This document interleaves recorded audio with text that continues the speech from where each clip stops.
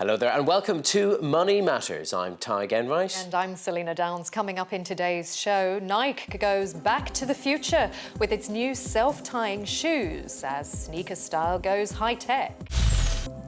Plus, in our Kings of Content series, the bookseller who defied the odds and transformed the industry.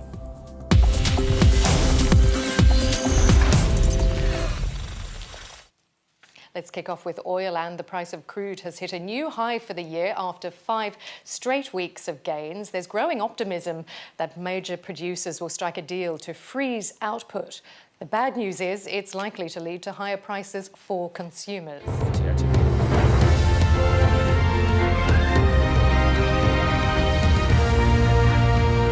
Hello, I'm Selina Downes with the top stories on Al Jazeera. South Sudan's former Vice President Riek Machar has told Al Jazeera he wants to be the country's next leader.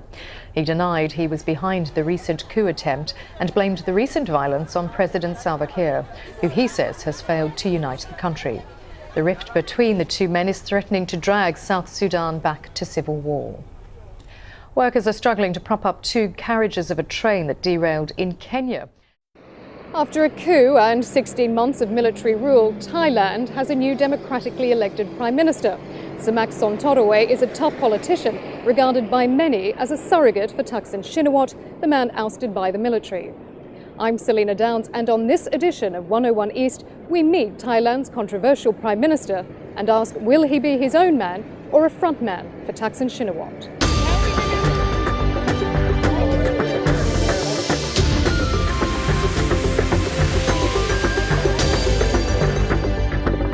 Mr. Prime Minister, thank you for speaking to 101 East. Thailand is returning to democracy under a coalition government led by your PPP party, the People Power Party. Yes. What do you think are the most urgent issues facing the country right now? You take a very interesting view of Mr. Thaksin, because some of your colleagues, other human rights lawyers, would say that under Mr. Thaksin, and during his rule in Thailand, that thousands of people were killed arbitrarily without trial, that media censorship, media freedom was very strict under his rule, and that he is not the victim in all of this, as perhaps you're painting him and the red shirts. Had the red shirts been convinced of the government offer, they would have taken it.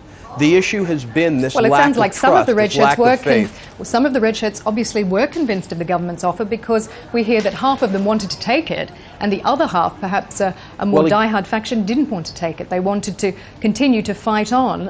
They're almost being seen as wanting to provoke some sort of violent reaction from the government and the military.